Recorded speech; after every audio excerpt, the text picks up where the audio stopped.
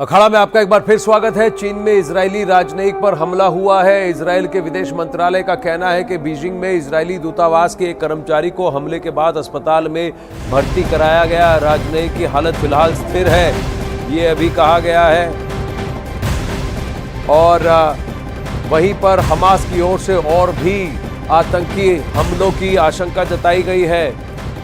आज के दिन, शुक्रवार के दिन, नमाज के बाद हर जगह, कई जगह पर प्रदर्शन तो हो ही रहे हैं दुनिया में अलग अलग जगह, लेकिन हमास की तरफ से ताबड़तोड़ आतंकी हमले हो सकते हैं, ये भी आशंका जताई जा रही है फिलहाल। लेकिन ये बताया जा रहा है कि इस राजनयिक को चीन में, बीजिंग में चाकू से बार बार उस पर आक्रमण किया गया है, उसको घात लगाकर उस पर अटैक किया गया है और फिलहाल अस्पताल में वो भर्ती है, राजनयिक इजरायली मूल का, जिसको कि अभी उसकी हालत स्थिर बताई जा रही।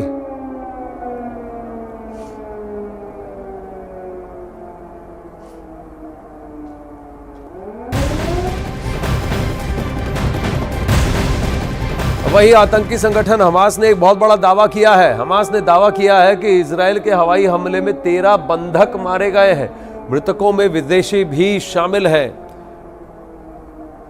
तो हमास की तरफ से ये कहना, हमास कयास ये लगाए जा रहे थे कि 250 से 300 बंधक हमास बनाकर ले गया है जब वो इजरायल के दक्षिणी भाग में घुसा और वहां पर उसने नरसंहार किया और उसके साथ ही कई सारे लोगों को बंधक बनाकर अपने साथ लेकर गया। इसमें विदेशी मूल के, गैर इजरायली मूल के कई सारे ऐसे लोग मौजूद हैं। अब हमास का कहना है कि इजरायल की एयर स्ट्राइक्स की वजह से करीब 13 बंधक फिलहाल मारे जा चुके हैं।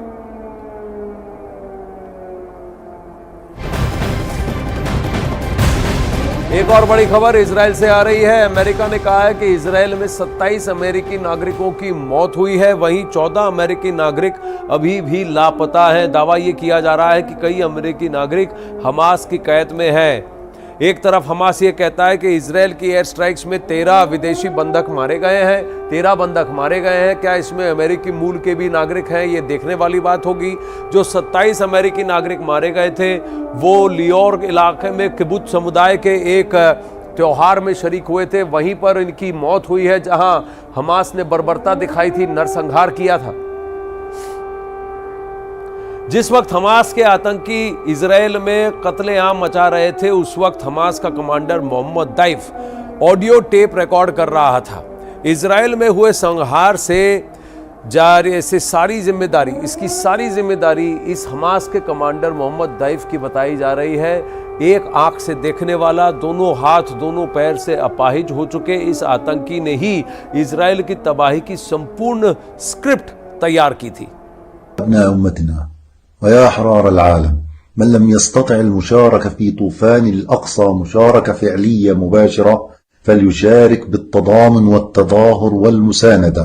اخرجوا للساحات والميادين.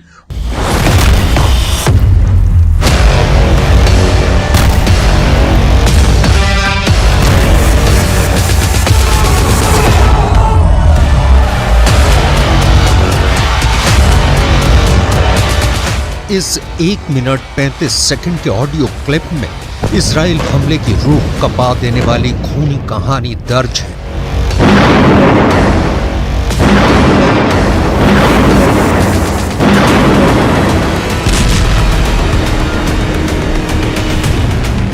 सिर्फ आवाज, बाकी कोई पहचान नहीं, क्योंकि वो अक्सर वीडियो में नकाबपोश ही नजर आता है या फिर सिर्फ उसकी परछाई ही दिखती है। वो कभी किसी को सार्वजनिक रूप से नहीं दिखा है, वो कभी भी मोबाइल या किसी दूसरे डिजिटल टेक्नोलॉजी का इस्तेमाल नहीं करता है। इसी ने इजराइल के खिलाफ हमास के हमले को अल अक्सा स्ट्रॉम नाम दिया। يوم الثورة الكبرى من أجل إنهاء الاحتلال الأخير ونظام الفصل العنصري الأخير في العالم। आतंक का नंगा नाच करने की अपील करने वाली ये ऑडियो क्लिप वायरल हो रही है। कहा जा रहा है कि ये आवाज मोहम्मद दैफ की है, लेकिन कौन है ये मोहम्मद दैफ जिसने 50 सालों में इजराइल के खिलाफ इतना बड़ा हमला कर दिया, जिसके बारे में इजराइल सोच भी नहीं सकता था? कौन है मोहम्मद दैफ जिसे मारने के लिए इजराइल की तेज तर्रार खुफिया एजेंसी मोसाद ने 7 बार कोशिश की, लेकिन वो हर बार बच निकला। इसराइल को खून के आंसू रुलाने वाले मोहम्मद दईफ के बारे में जो पता चला है वो ये कि इसके दोनों हाथ नहीं है, दोनों पैर नहीं है, एक आंख नष्ट हो चुकी है, सिर्फ एक आंख से ही देख सकता है, व्हील चेयर पर चलने के लिए मजबूर है। मोहम्मद दईफ का कोई वीडियो इंटरनेट पर मौजूद नहीं है, बस मोहम्मद दईफ की साजिशों का शिकार हुआ इजराइल की तस्वीरें हैं जो मोहम्मद दईफ के विचारों की खूनी गवाही देती हैं।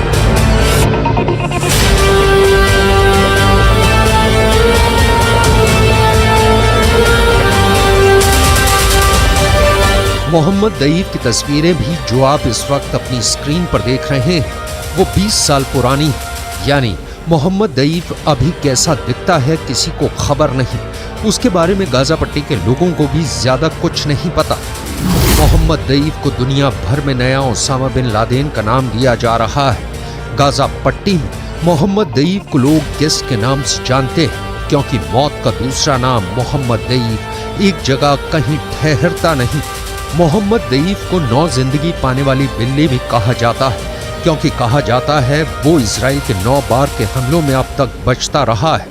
लेकिन इंटरनेट पर मोहम्मद दईफ के बारे में जो जानकारी मौजूद है उसके मुताबिक मोहम्मद दईफ हमास के मिलिट्री विंग कस्साम का सुप्रीम कमांडर है। मोहम्मद दईफ ही इजराइल पर थल और नभ यानी पैराग्लाइडर से हमले का मास्टरमाइंड है। इसी आतंक के आका ने इजराइल को दुनिया के नक्शे से मिटाने की प्लानिंग की थी। इसी की कमान में हमास के सैकड़ों आतंकवादियों को एक साथ इजराइल भेजा गया। इसी मोहम्मद दईफ ने गाजा में बैठे बैठे इजराइल की सड़कों पर कत्लेआम की स्क्रिप्ट लिखी। इस मोहम्मद दईफ ने गाजा पट्टी के 20 लाख लोगों की जिंदगी इजराइल की मिसाइलों की ओर मोड़ दी। अपाहिज आतंकी ने रात के अंधेरे में जो कुछ रचा उसे अब पूरा गाजा पट्टी भुगत रहा है।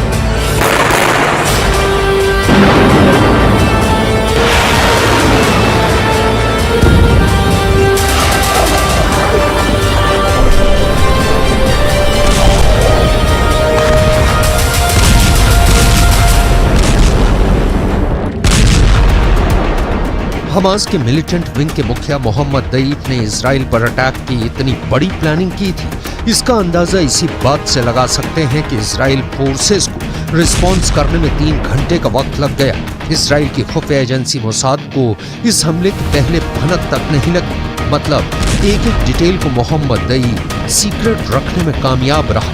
कहा जा रहा है कि यह हमला इतना सुनियोजित और बड़े लेवल पर प्लान किया गया था, लेकिन इसकी जानकारी हमास के दूसरे आतंकी कमांडरों तक को नहीं थी जब तक कि उन्हें अटैक का ऑर्डर नहीं मिल गया।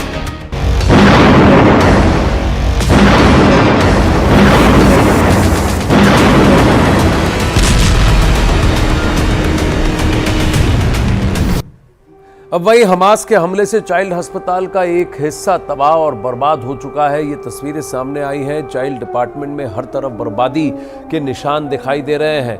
न्यूज़ 18 इंडिया की टीम के कैमरे में वहां का एक नज़ारा कैद हुआ है। देखिए रिपोर्ट।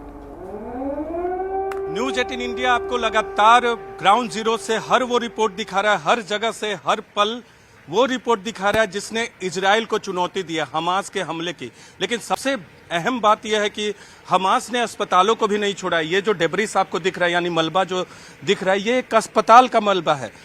बारजिलाई अस्पताल है, बारजिलाई यूनिवर्सिटी मेडिकल सेंटर जो कि एस्थेलॉन में है, जो कि बिल्कुल बगल में है हमास के। ये कांच के टूटे शीशे आप देख सकते हैं। ये अस्पताल पर हमला किया गया है। गनीमत था कि वहाँ कोई मरीज जहाँ बैठते वहाँ नहीं, बारजिलाई यूनिवर्सिटी मेडिकल सेंटर। और अब आपको दिखाता है जो डैमेज हुआ है, ये देख सकते हैं। ये सामने का एरिया पूरा का पूरा डैमेज हुआ है। करम सिंह हमारे कैमरा पर्सन जो हमारे साथ युद्ध भूमि में लगातार हमारे साथ मौजूद है, वो आपको दिखा रहे। इस तरह से रेड रिबन से इसको प्रोटेक्टेड एरिया के तहत बना दिया गया है। और इम्पैक्ट कितना था वो आपको दिखाते हैं। इम्पैक्ट कितना था वो आपको दिखाएंगे। अस्पतालों को भी नहीं छोड़े। और ये पहला हमला था। 7 तारीख को ये हमला किया गया था। ये देखिए नीचे की दीवारें जो है दरक गई हैं। करम ये दिखाइए जो हमें देख रहे हैं न्यूज़ 18 इंडिया पे, वो देखिए नीचे की दीवार ये पूरी दरक गई है। उधर दूसरी तरफ ये दीवारें जो है मिसाइल के इम्पैक्ट से ही गिरी है। करम आप पीछे देखिएगा। और ये आपको हर तरह से तस्वीरें हम ला कर दे रहे हैं। ये डोर्स के फ्रेम थे, वो जो मलबा आपको दिखाया था पीछे में, इसी तरह के फ्रेम लगे हुए थे पूरे ऊपर, यहाँ वो गिर गया है। ये देखिए सारे फ्रेम गिरे हुए हैं और ये दीवार की स्थिति देखिए। ये तो एक तरफ से आपको इम्पैक्ट पता चलेगा 7 अक्टूबर की घटना का, जब मिसाइल से हमला किया गया। अब वही हमास के हमले के बाद इजराइल के समर्थन में कई देश आकर खड़े हुए हैं। अमेरिका के बाद ब्रिटेन ने भी इजराइल के सपोर्ट में एक बहुत बड़ा फैसला लिया है और पूर्वी भूमध्य सागर में नौसेना के 2 जहाज भेजने का फैसला भी कर दिया है। अब यूनाइटेड किंगडम के साथ और अमेरिका के साथ जर्मनी ने भी हर साथ का वादा दिया है। फ्रांस ने भी कहा है कि वो पुरजोर मदद करेगा इजराइल की और इजराइल के खिलाफ किसी भी प्रदर्शन को अनुमति फ्रांस में अब नहीं दी जाएगी, ऐसा मैक्रोन ने कहा है।